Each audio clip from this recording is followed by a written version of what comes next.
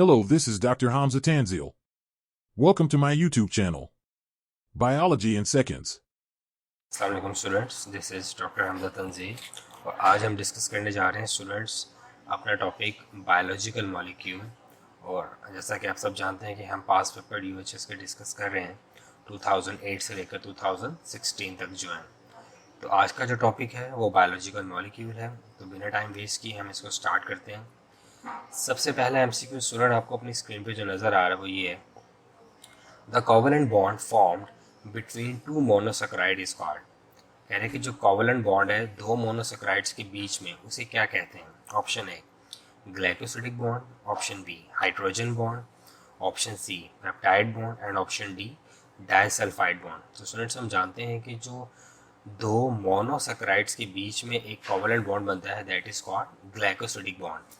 ये कोई बहुत लॉजिकल एमसीक्यू नहीं है, ये बुक की लाइन में से आया है, तो ये इजी एमसीक्यू है। क्वेश्चन नंबर 2 है, the bond formed between glucose and fructose form sucrose. कह रहे हैं कि जब ग्लूकोज और फ्रुक्टोज आपस में मिलते हैं तो क्या बनाते हैं? Sucrose.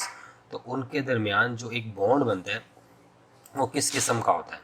Option A 1,4 glycosidic linkage, option B 1,2 glycosidic linkage, option C 1,6 glycosidic linkage and option D 1,3 glycosidic linkage. तो स्टूडेंट्स आपने अपनी बुक के अंदर चैप्टर नंबर 2 में सुक्रोज का स्ट्रक्चर बना हुआ देखा हुआ है। जब ग्लूकोज और फ्रुक्टोज का आपस में रिएक्शन होता है और सुक्रोज बनता है, आपकी बुक में एक प्रॉपर डायग्राम बनाई गई है। तो आप ये देखते हो कि ग्लूकोज का कार्बन नंबर 1 और फ्रुक्टोज का कार्बन नंबर 2 ये दोनों आपस में रिएक्ट करते हैं, दोनों के OH आपस में रिएक्ट करते हैं और वाटर मॉलिक्यूल रिलीज होता है और उनके दरमियान में एक बॉन्ड बन जाता है जिसे हम ग्लाइकोसिडिक बॉन्ड कहते हैं।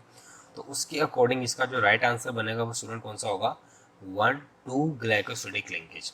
तो इसका आंसर हमारे पास कौन सा होगा? Right answer option B 1,2 glycosidic linkage. Question number 3 है, in an amino acid in which the R group is H it name will be. कह रहे कि अगर अमाइनो एसिड का जो जनरल फार्मूला हमें पता है, कह रहे कि अगर उसके जनरल फार्मूला में जो R है, जो अल्काइल रेडिकल है, उसको आप रिप्लेस कर दो किसके साथ? H के साथ। तो जो अमाइनो एसिड बनेगा उसका नाम क्या होगा? Option A alanine, option B glycine, option C leucine and option D valine. तो स्टूडेंट्स हम जानते हैं कि अगर हम अमाइनो एसिड के R ग्रुप को रिप्लेस कर दें किसके साथ? H के साथ, हाइड्रोजन के साथ, तो जो अमाइनो एसिड बनता है हमारे पास वो कौन सा बनता है? ग्लाइसिन। तो option B is correct. Question number 4 है, the fatty acids are the organic compounds containing hydrogen, oxygen and one of the following are।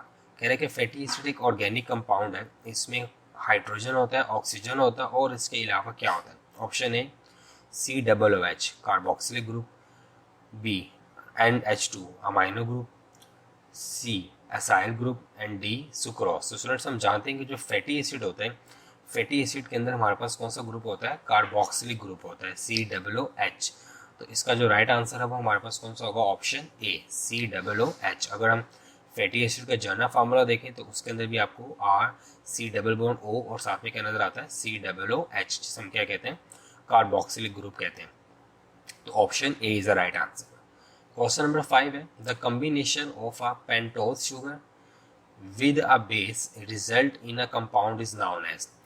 कह रहे कि हमारे पास पेंटोज शुगर 5 कार्बन वाली शुगर जो कि राइबोज होती है, अगर हम उसको मिलाएं किसके साथ? बेस के साथ। बेस मरद यहाँ पे नाइट्रोजनस बेस है, तो जो कंपाउंड बनेगा वो कौन सा बनेगा? Option A nucleotide, option B nucleoside, option C nucleic acid and option D polynucleotides. तो स्टूडेंट्स हम जानते हैं ये बात कि जो pentose sugar plus nitrogenous base plus phosphate group, इनको कलेक्टिवली क्या कहते हैं? न्यूक्लियोटाइड। और अगर इसमें से फॉस्फेट ग्रुप निकाल दिया जाए तो जो रिमेनिंग बचता है वो क्या होता है? Nucleoside.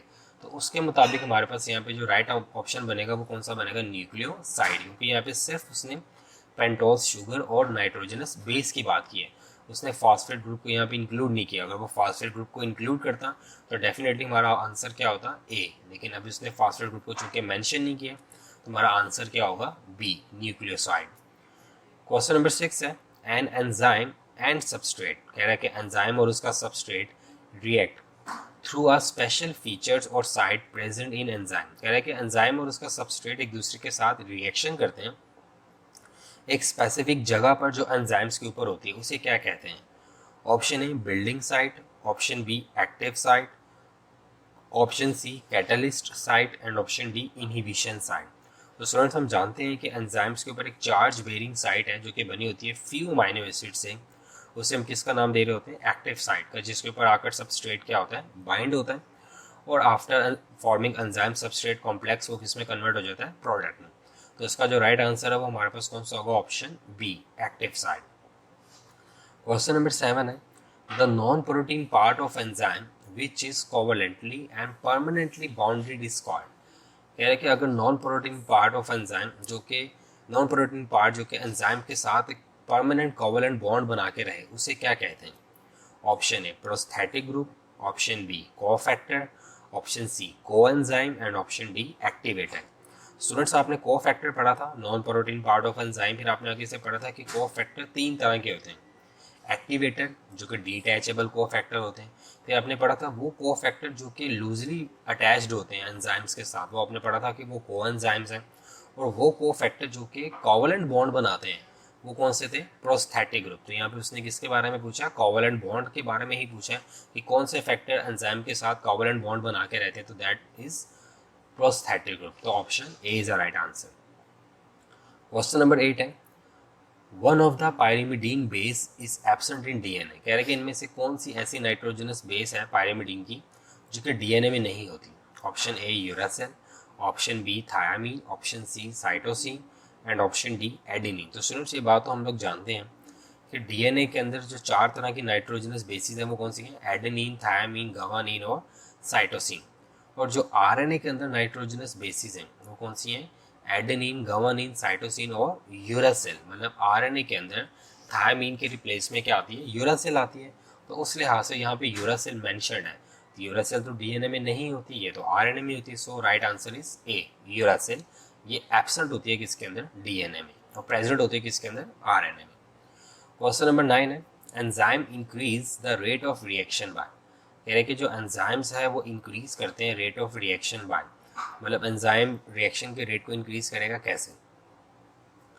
Option A increasing temperature, option B decreasing temperature, decreasing pH sorry, option C decreasing activation energy and option D is increasing activation energy. तो स्टूडेंट्स ये आपने कैरेक्टरिस्टिक्स ऑफ एंजाइम्स के अंदर पढ़ा होगा कि enzymes lower the activation energy, मतलब enzyme किसी भी रिएक्शन के रेट को इंक्रीज करने के लिए क्या करता है? सबसे पहले उसकी एक्टिवेशन एनर्जी को डिक्रीज करता है, बाद में उसकी कैटालिटिकल एक्टिविटी को वो बढ़ा देता है।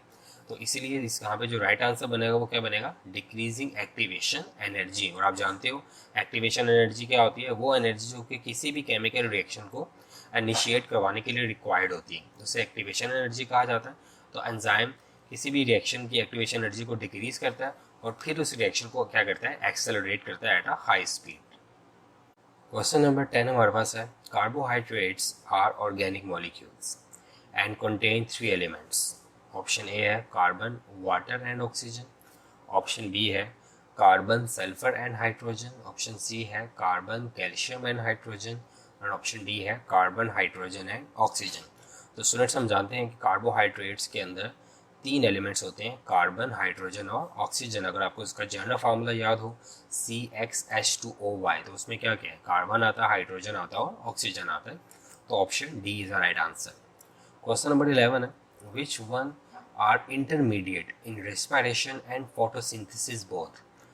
Option A ribose and heptulose, option B glyceraldehydes and dihydroxy acetone, option C glucose and galactose and option D fructose and ribulose. तो स्टूडेंट्स आपने मोनोसैकेराइड्स में पढ़ा था कि जो ट्राइओसिस है, ट्राइओसिस मतलब ऐसी शुगर जिनके अंदर 3 कार्बन्स होते हैं, ये इंटरमीडिएट होती हैं इन रेस्पिरेशन एंड फोटोसिंथेसिस। और यहाँ पे अगर 4 ऑप्शन में से देखा जाए तो ट्राइओसिस इनमें ग्लिसरल्डिहाइड्स एंड डाइहाइड्रोक्सी एसीटोन्स है, बाकी ट्राइओसिस नहीं है। तो option B is the right answer कि जो ग्लिसरल्डिहाइड है एंड डाइहाइड्रोक्सी एसीटोन है, ये हमारे पास क्या होती है? इंटरमीडिएट होती है इन रेस्पिरेशन एंड फोटोसिंथेसिस। ये इसने थोड़ा सा लॉजिकल क्वेश्चन बनाया, उसने चैप्टर 2 को चैप्टर 11 से डायरेक्ट रिलेट कर दिया। क्वेश्चन नंबर 12 है which of the following is a peptide bond, कह रहे कि इनमें से कौन सा पेप्टाइड बॉन्ड है। Option A CN, option B CO, option C CP and option D CS। तो स्टूडेंट्स हम जानते हैं कि जो पेप्टाइड बॉन्ड होता है ये प्रोटीन्स में पाया जाता है, वो प्रोटीन्स नाइट्रोजनस कंपाउंड है, तो उस लिहाज से यहाँ पे जो पेप्टाइड बॉन्ड का राइट आंसर हमारे पास अवेलेबल होगा वो कौन सा होगा, CN, option A. Question number 13 है, which of the following is N unsaturated fatty acid. Students आपने फैटी एसिड्स के बारे में पढ़ा है कि ये दो तरह के होते हैं, सैचुरेटेड और अनसैचुरेटेड। वो फैटी एसिड्स जिनके कार्बन के एटम के दरमियान सिंगल बॉन्ड होता है वो कौन से होते हैं, सैचुरेटेड फैटी एसिड्स। और वो फैटी एसिड्स जिनके कार्बन के एटम के दरमियान डबल या ट्रिपल बॉन्ड होता है वो कौन से होते हैं, अनसैचुरेटेड फैटी एसिड्स। तो अनसैचुरेटेड फैटी एसिड आपने पढ़ा था कि ये लिक्विड होते हैं एट रूम टेम्परेचर, और सैचुरेटेड फैटी एसिड्स क्या होते हैं, सॉलिड्स होते हैं एट रूम टेम्परेचर। अब हम यहाँ पे ऑप्शंस देख लेते हैं। ऑप्शन ए है एसिटिक एसिड, ऑप्शन बी है बाइट्रिक एसिड, ऑप्शन सी है oleic acid and option D है पाल्मेटिक एसिड। तो स्टूडेंट्स आपकी बुक के अंदर डिफरेंट फैटी एसिड्स के स्ट्रक्चर ड्रॉ है, और उनमें से जो ऑलिक एसिड है, ऑलिक एसिड आपने देखा होगा कि उसके अंदर डबल बॉन्ड एग्जिस्ट करता है, बाकी किसी के अंदर भी double bond exist between carbons नहीं है। तो उस लिहाज से जो ऑलिक एसिड है ये हमारे पास क्या होगा, अनसैचुरेटेड फैटी एसिड होगा। क्वेश्चन नंबर 14 है, which of the following combination of base pair is absent in DNA। कह रहे कि इनमें से कौन सा ऐसा पेयर ऑफ बेस पेयर्स है जो कि DNA में नहीं होता। Option A adenine thymine, option B cytosine guanine, option C adenine uracil and option D thymine adenine. तो स्टूडेंट्स हम जानते हैं कि DNA के अंदर यूरासिल नहीं होता, यूरासिल तो RNA में होता है, तो उसके अकॉर्डिंग यहाँ पे जो राइट आंसर होगा वो ऑप्शन कौन सा होगा, सी AU, एडेनिन और यूरासिल। ये RNA में ज़रूर होगा लेकिन DNA में नहीं होगा। क्वेश्चन नंबर 15 है, the type of inhibition in which inhibitor has no structural similarity to substrate and combined with enzyme at other than the active site is called। तो स्टूडेंट्स आपने दो तरह के इनहिबिटर्स पढ़े थे, कम्पिटेटिव और नॉन कम्पिटेटिव। आपने पढ़ा था कि कम्पिटेटिव इनहिबिटर की स्ट्रक्चरल सिमिलैरिटी होती है विद सबस्ट्रेट, इसलिए जाके तो वो एक्टिव साइट पे साथ जाके बाइंड हो जाता है, therefore it is called competitive. जबकि नॉन कम्पिटेटिव इनहिबिटर जो होता है ये एक्टिव साइट के साथ जाके बाइंड ही नहीं होता, ये किसी और जगह पे जाके बाइंड हो जाता है। तो ऑप्शंस हम देखते हैं, irreversible inhibition, competitive inhibition, non competitive and reversible inhibition, reversible inhibition. तो स्टूडेंट यहाँ पे जो राइट आंसर है वो कौन सा होगा, non competitive and reversible inhibition, क्योंकि नॉन कम्पिटेटिव इनहिबिटर जुड़ जाते हैं अदर देन एक्टिव साइट्स, जिसे हम एलोस्टेरिक साइट्स भी कहते हैं। क्वेश्चन नंबर 16 है, the inhibitors that bind tightly and permanently to enzymes and destroy their globular structure and catalytic activity are। यानी कि वो इनहिबिटर जो कि बाइंड होते हैं tightly and permanently to enzymes और उसके ग्लोबुलर स्ट्रक्चर को डिस्ट्रॉय कर देते हैं, उन इनहिबिटर्स को क्या कहते हैं। Option A reversible inhibitor, option B irreversible inhibitor, option C competitive inhibitor and option D non competitive inhibitor. तो स्टूडेंट्स हम जानते हैं कि जो इरिवर्सिबल इनहिबिटर होते हैं वो परमानेंटली या टाइटली जाके क्या होते हैं, बाइंड होते हैं एंजाइम्स के साथ और उसके ग्लोबुलर स्ट्रक्चर को डिस्ट्रॉय कर देते हैं। तो उस लिहाज से यहाँ पे जो राइट आंसर है वो ऑप्शन कौन सा होगा, B irreversible inhibitor. Question number 17 है, enzyme succinate dehydrogenase convert succinate into. कह रहे कि जो एंजाइम है सक्सिनेट डिहाइड्रोजिनेज वो कन्वर्ट करता है सक्सिनेट को किसके अंदर। तो ये एक उसने नॉर्मल रिएक्शन के बारे में आपसे पूछा है, ये भी उसने डायग्राम में से सवाल उठाया है। Option A malate, option B malonic acid, option C citrate and option D fumarate. तो स्टूडेंट्स जो नॉर्मली वर्किंग है सक्सिनेट डिहाइड्रोजिनेज की वो यही है कि it convert succinate into fumarate. ठीक है, तो यहाँ पे जो राइट आंसर बनेगा वो ऑप्शन क्या बनेगा, डी। आपने जो पढ़ा है मैलोनिक एसिड के बारे में आपने वो ये पढ़ा है कि सक्सिनेट डिहाइड्रोजिनेज का जो कम्पिटेटिव इनहिबिटर है वो कौन है, वो मैलोनिक एसिड है। कभी कभी जो सक्सिनेट डिहाइड्रोजिनेज है उसके साथ सक्सिनेट जुड़ने की बजाय क्या जुड़ जाता है, वो मैलोनिक एसिड जुड़ जाता है जाके, जिसकी वजह से प्रोडक्ट नहीं बनती। क्वेश्चन नंबर 18 है, if the detachable cofactor is an inorganic ion then it is designated as. कह रहे हैं कि अगर डिटैचेबल कोफैक्टर हमारे पास क्या है, एक इनऑर्गेनिक आयन है, तो उसे हम क्या कहेंगे। Option A coenzyme, option B prosthetic group, option C holoenzyme and option D activator. तो स्टूडेंट्स जो डिटैचेबल कोफैक्टर है और अगर वो आयंस है, इनऑर्गेनिक आयन है, तो आंखें बंद करके इसका जो राइट आंसर है वो क्या है, एक्टिवेटर। ये बुक के अंदर लाइन हमारी क्लियरली मेंशन भी है एंजाइम्स के चैप्टर के अंदर। क्वेश्चन नंबर 19 हमारे पास है, dash is the most abundant carbohydrates in nature. कह रहे कि इनमें से ऐसा कौन सा कार्बोहाइड्रेट है जो नेचर में सबसे ज़्यादा पाया जाता है। Option A waxes, option B glycerol, option C starch and option D cellulose. तो स्टूडेंट्स ये तो बुक की ही लाइन है कि सेलुलोज हमारे पास मोस्ट अबंडेंट कार्बोहाइड्रेट्स इन क्या है, नेचर है, और ये पॉलीसेकेराइड्स की सब टाइप्स के अंदर आता है। और हमने ये भी पढ़ा है कि जो कॉटन है वो प्योर फॉर्म ऑफ क्या होती है, सेलुलोज होती है, और ये पानी में प्योरली क्लियरली इनसॉल्युबल होता है और ये आयोडीन के साथ कोई कलर नहीं देता। और ये ह्यूमंस की बॉडी में डाइजेस्ट नहीं होता, बल्कि हर्बीवर्ब्स जो होते हैं उनकी बॉडी में ये क्या होता है, डाइजेस्ट होता है। क्वेश्चन नंबर 20 है, which of the following is a keto sugar. कह रहा है कि इनमें से कौन सी ऐसी है जो कि कीटो शुगर है। Option A glyceraldehyde, option B dihydroxy acetone, option C ribose and option D glucose. तो स्टूडेंट्स अगर हम कीटो शुगर की बात करें तो वो शुगर जिसके अंदर कीटोन ग्रुप होता है उसको क्या कहते हैं, कीटो शुगर। तो उस लिहाज से जो हमारे पास जो डाईहाइड्रोक्सी एसीटोन है, ये ऐसी ट्रायोस शुगर है जिसके अंदर क्या होता है, कीटोन ग्रुप होता है। तो उस लिहाज से हमारा जो राइट आंसर वो बनेगा वो कौन सा बनेगा, ऑप्शन बी। बाकी जो शुगर यहाँ मैंशनड है वो सारी एल्डो शुगर्स हैं, लेकिन जो डाईहाइड्रोक्सी एसीटोन है ये हमारे पास क्या है, कीटो शुगर है। क्वेश्चन नंबर 21 है, amino acid in which the R group is hydrogen. कह रहे हैं कि ऐसे अमाइनो एसिड जिनके अंदर जो अल्काइल रेडिकल है उसकी जगह अगर हाइड्रोजन जुड़ा हुआ है, आर ग्रुप की जगह अगर क्या जुड़ा हुआ है, हाइड्रोजन जुड़ा हुआ है, तो उसको हम क्या कहते हैं। ये क्वेश्चन हम ऊपर भी डिस्कस कर चुके हैं स्टूडेंट कि if R group is replace with hydrogen then it's called glycine. Question number 22 है, acyl glycerols like fats and oils are esters formed by condensation reaction between.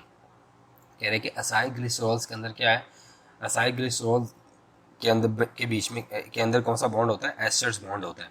और ये कैसे बनता है, मतलब कौन से रिएक्शंस के दौरान ये फॉर्मेशन होती है इनकी। Option A fatty acids and water, option B fatty acids and alcohols, option C fatty acids and glucose and option D fatty acids and phosphatase. तो स्टूडेंट्स हम जानते हैं कि ईस्टर बॉन्ड्स हमेशा कब बनता है, जब भी एसिड और अल्कोहल का आपस में रिएक्शन होता है।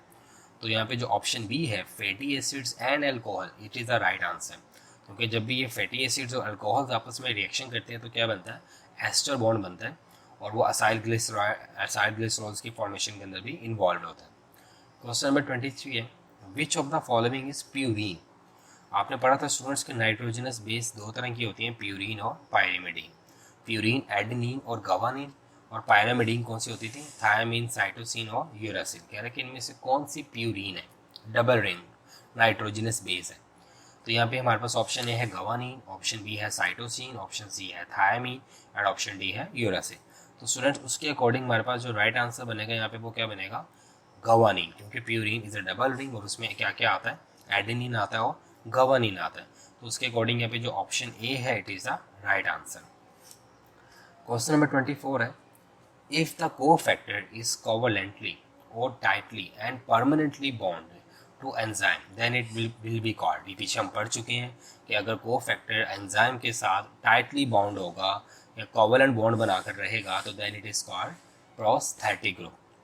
क्वेश्चन नंबर 25 है, optimum pH value for the working of pancreatic lipases.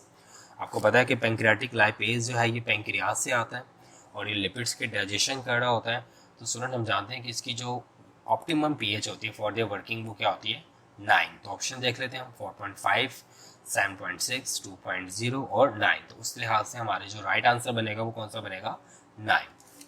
Question number 26 है, the view that active site of an enzyme is flexible and when a substrate combine with it it cause changes in enzyme structure is known as. कह रहा है कि ये नज़रिया कि active site flexible है, जब भी उसके साथ सबस्ट्रेट आके जुड़ता है वो अपने आप को इंड्यूस कर लेती है उसके स्ट्रक्चर के मुताबिक और प्रोडक्ट बनाती है। ये क्या कहलाता है, option A lock and key model, option B induce fit model and option C sliding filament model and option D specificity model. तो स्टूडेंट्स हम जानते हैं कि जो इंड्यूस्ड फिट मॉडल था वो ये बात कहता था कि एंजाइम की एक्टिव साइट रिजिड नहीं है। लॉक एंड की मॉडल क्या कहता था, एक्टिव साइट रिजिड है, बट इंड्यूस फिट मॉडल कहता था कि एक्टिव साइट रिजिड नहीं है बल्कि ये फ्लेक्सिबल है। जब भी इसके साथ कोई इसका स्पेसिफिक सबस्ट्रेट आके बाइंड होता है तो ये अपने आप को इंड्यूस कर लेती है, अपने आप को उसके मुताबिक ढाल लेती है और उसको प्रोडक्ट में कन्वर्ट करती है। क्वेश्चन नंबर 27 है, ऑल को एंजाइम्स आर ड्राइव्ड फ्रॉम। कह रहे हैं कि जितने भी को एंजाइम्स हैं वो किन से ड्राइव्ड होते हैं। Option A proteins, option B nucleic acid, option C carbohydrates and option D vitamins. तो स्टूडेंट आपको ये पता है, आपने ये बुक की लाइन पढ़ी भी हुई है कि जितने भी को एंजाइम्स हैं ये सभी के सभी ड्राइव्ड होते हैं फ्रॉम वाइटामिन्स। तो option D is a right answer. Question number 28 हमारे पास है, the most common respiratory substrate as a source of energy is. कह रहे हैं कि हमारे पास सबसे कॉमन रेस्पिरेशन के दौरान जो एनर्जी का सोर्स है वो कौन है। मतलब रेस्पिरेशन के दौरान जो हम ऑक्सीजन अपनी बॉडी के अंदर इनहेल करके लेके जाते हैं वो ऑक्सीजन जो है वो किसको एज अ सबस्ट्रेट यूज करती है for the energy. Option A glucose, option B sucrose, option C fructose and option D insulin. तो स्टूडेंट्स हम जानते हैं कि जो ग्लूकोज है ये हमारे पास क्या है, सबसे कॉमन सोर्स है किस चीज़ का, एनर्जी का इन द ह्यूमन बॉडी। तो उसके मुताबिक option A glucose it is a right answer. Question number 29 है, the simplest monosaccharides containing keto group is. कह रहे हैं कि सिंपलेस्ट मोनोसैकेराइड इनमें से कौन सा है जिसके अंदर कीटोन ग्रुप पाया जाता है। Option A glyceraldehyde, option B dihydroxy acetone, option C glucose and option D ribose. ये ऊपर अभी हम डिस्कस कर चुके हैं कि जो डाईहाइड्रोक्सी एसीटोन है उसके अंदर कीटोनिक ग्रुप होता है। तो बाकी अगर हम ऑप्शंस देखें तो बाकी सभी वो हैं वो शुगर है जिनके अंदर एल्डोज ग्रुप है, एल्डिहाइड ग्रुप है। तो उस लिहाज से हमारा जो राइट ऑप्शन है वो कौन सा होगा, ऑप्शन बी डाईहाइड्रोक्सी एसीटोन।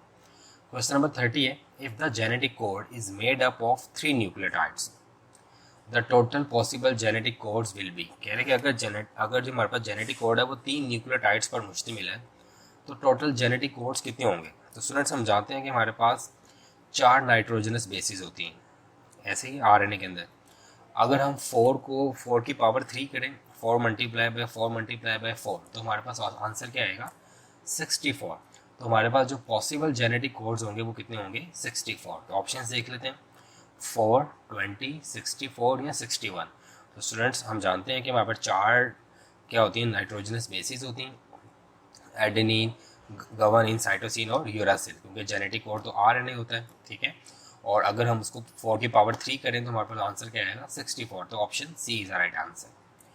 31 है, waterproof surfaces like cuticle of leaf and protective covering of an insects body are. कह रहे हैं कि हमारे पास जो वाटर प्रूफ सर्फेसिस हैं जो किन के ऊपर होती हैं, लीफ के ऊपर होती हैं या इंसेक्ट्स की बॉडी के ऊपर होती हैं, वो कौन बनाती हैं। ऑप्शन ए फॉस्फोलिपिड्स बनाते हैं उन्हें, option B waxes, option C terpenoids and option D acyl glycerols.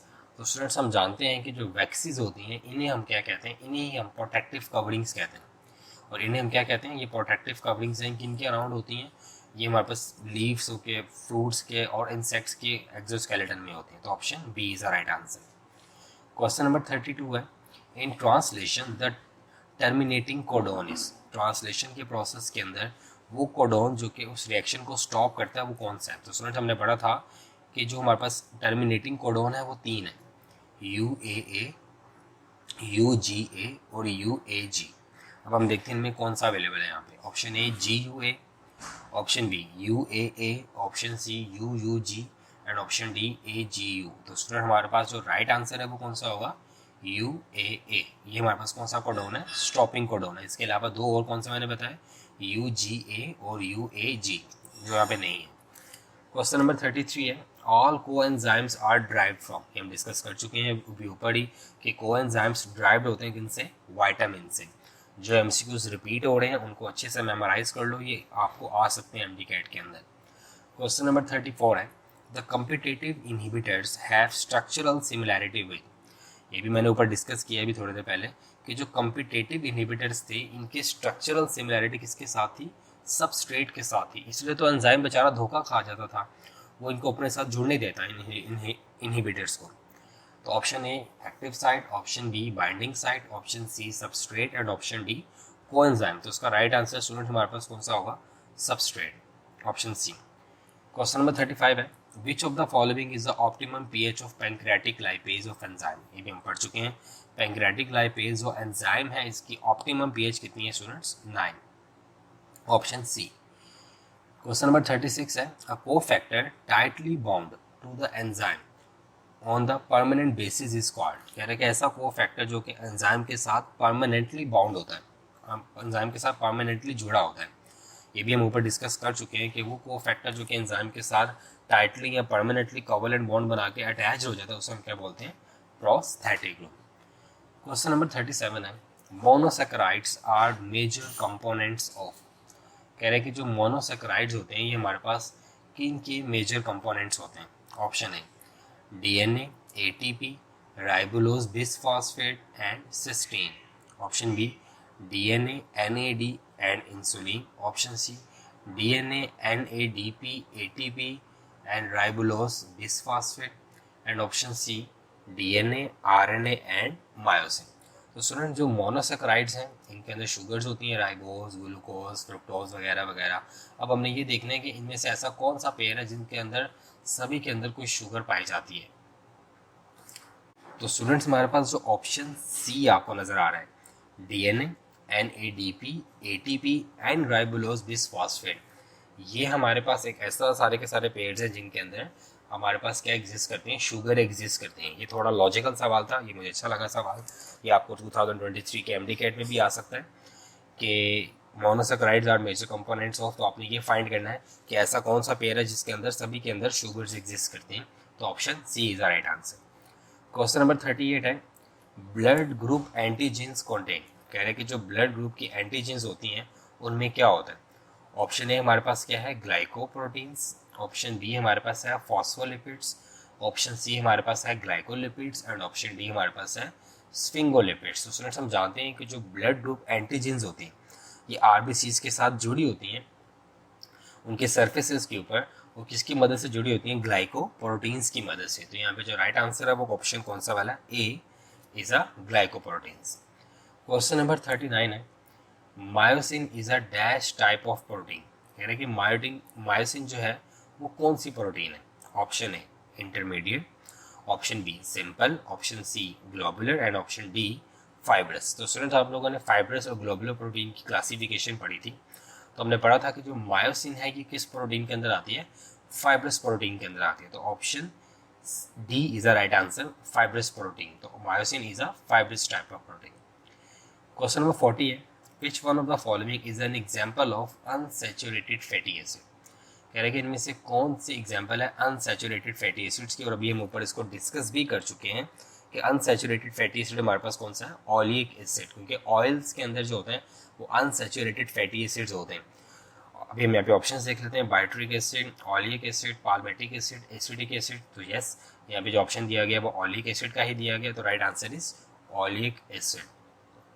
Question number 41 हमारे पास है, क्वेश्चन नंबर 41 है, number of base pairs in one turn off DNA, कह रहे कि जो डीएनए का एक सिंगल टर्न होता है, क्योंकि डीएनए हेलिकल होता है, तो कह रहे कि जो डीएनए का एक टर्न होता है उसमें कितने बेस पेयर्स आते हैं? Option A 10, B 2, C 34 and D 54। तो स्टूडेंट ये एक बुक की लाइन है कि डीएनए एक सिंगल टर्न के अंदर कितने होते हैं? 10 बेस पेयर्स होते हैं। तो option A is the right answer.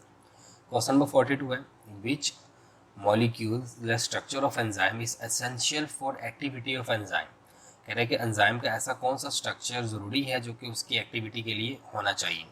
Option A primary structure, option B quaternary structure, option C secondary structure and option D tertiary structure. तो स्टूडेंट्स हम जानते हैं कि एंजाइम्स आर ग्लोबुलर प्रोटीन, और ग्लोबुलर प्रोटीन के अंदर कौन सा स्ट्रक्चर होता है प्रोटीन का? टर्शियरी स्ट्रक्चर होता है।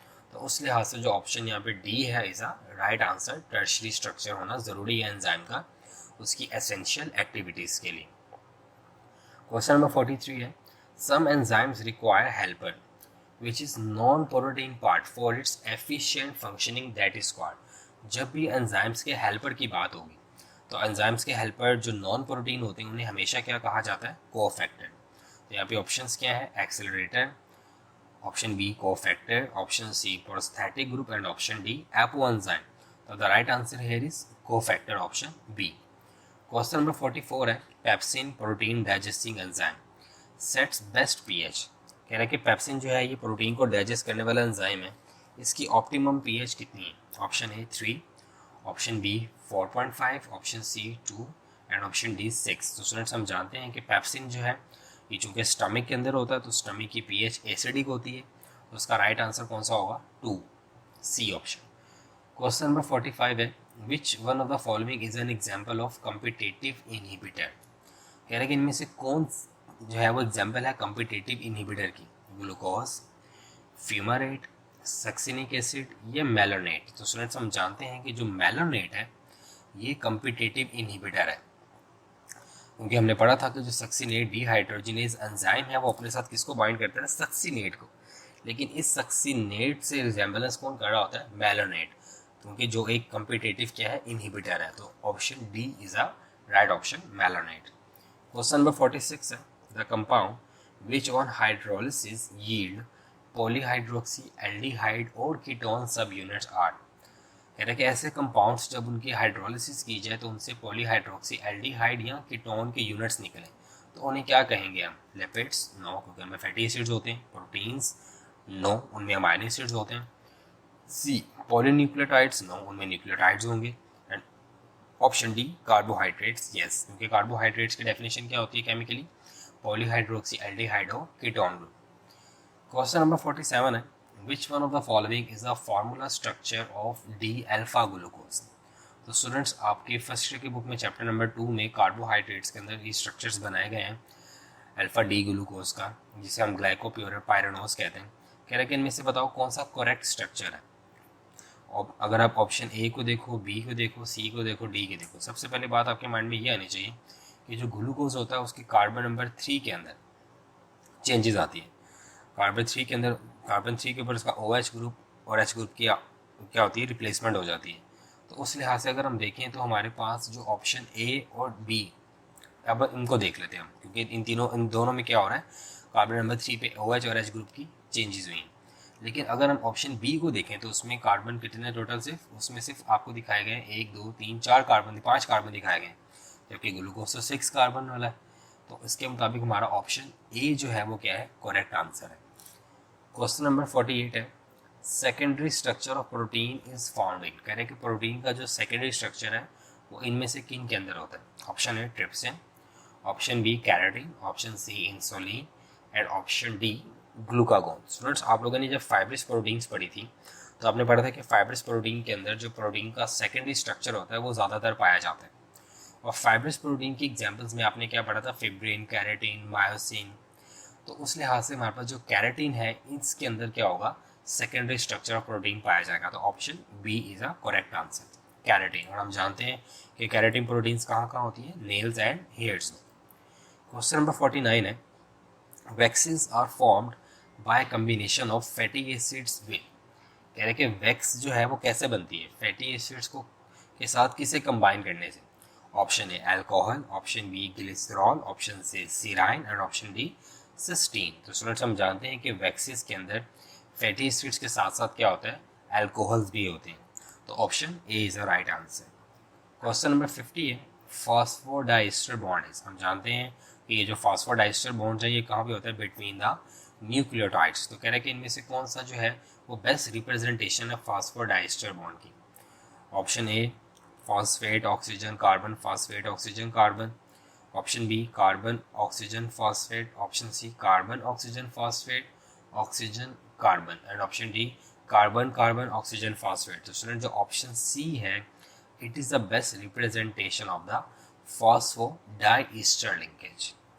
क्वेश्चन नंबर 51 है, an enzyme required magnesium ions to catalyse the substrate, the magnesium is best identified as. तो स्टूडेंट्स हम जानते हैं कि जो इनऑर्गेनिक आयंस होते हैं, इनऑर्गेनिक आयंस होते हैं जो एंजाइम्स को रिक्वायर्ड होते हैं उनकी फंक्शनिंग के लिए, उन्हें हमने क्या नाम दिया था? एक्टिवेटर्स का। तो यहाँ पे हम ऑप्शंस देख लेते हैं, prosthetic group, option B activator, option C coenzyme and option D inhibitors. तो उसके मुताबिक जो राइट आंसर हमारे पास बनेगा वो क्या बनेगा? एक्टिवेटर, क्योंकि ये आयंस हैं और जो आयंस इनऑर्गेनिक आयंस रिक्वायर्ड होते हैं एंजाइम्स को अपनी फंक्शनिंग के लिए, उन्हें हम क्या नाम दे रहे होते हैं? एक्टिवेटर्स का नाम दे रहे होते हैं उन्हें। क्वेश्चन नंबर 52 में एक डायग्राम आपको दी गई है इसमें आपको एक सबस्ट्रेट नज़र आ रहा है, एक एंजाइम नज़र आ रहा है और एक आपको इनहिबिटर नज़र आ रहा है। सबस्ट्रेट ऑलमोस्ट एंजाइम के साथ जुड़ने ही वाले हैं, बट इनहिबिटर कहीं और जाके जुड़ रहा है, मतलब इनहिबिटर एक्टिव साइट पे नहीं जुड़ रहा, किसी और जगह पे जुड़ रहा है एंजाइम की। तो वो कह रहा है कि बताओ ये इनहिबिटर जो है ये कौन सा वाला इनहिबिटर है। हमने पढ़ा था कि वो इनहिबिटर जो कि बाइंड होगा अदर देन एक्टिव साइट, उसे हमने क्या नाम देंगे, नॉन कॉम्पिटिटिव इनहिबिटर। तो उसके मुताबिक हमारे पास यहाँ पे जो राइट आंसर है वो कौन सा होगा, नॉन कॉम्पिटिटिव इनहिबिटर, जो कि ऑप्शन कौन सा वाला है, ए। क्वेश्चन नंबर 53 है, according to dash model the active site of enzyme is modified as a substrate interacts with enzyme. ये हम पीछे पढ़ चुके हैं कि एक्टिव साइट रिजिड नहीं है बल्कि वो फ्लेक्सिबल है। जब भी इसके साथ आके सबस्ट्रेट जुड़ेगा तो वो अपने आप को इंड्यूस कर लेती है as according the structure of substrate. तो ये कौन सा मॉडल था स्टूडेंट्स, इंड्यूस्ड फिट मॉडल। अगर वो कहता है कि active site is a rigid structure तो वो कौन सा है, लॉक एंड की मॉडल। लेकिन अगर वो कहता है कि active site is not a rigid structure, वो फ्लेक्सिबल है, वो अपने आप को इंड्यूस कर लेती है like the structure of substrate, then it is called induced fit model. तो option A is right answer. Last पे, which one of the following graph shows how the rate of reaction of pepsin is affected by pH। अब उसने यहाँ पे आपको 4 graph दिए हैं, उसने कहा कि बताओ कौन में से कौन सा ग्राफ है जो कि पेप्सिन की पीएच को बेस्टली डिस्क्राइब कर रहा है। हमें पता है कि पेप्सिन की पीएच है 2, तो मतलब 2 पीएच के ऊपर उस ग्राफ की पीक जो है वो मैक्सिमम होगी, ऐसे ही है।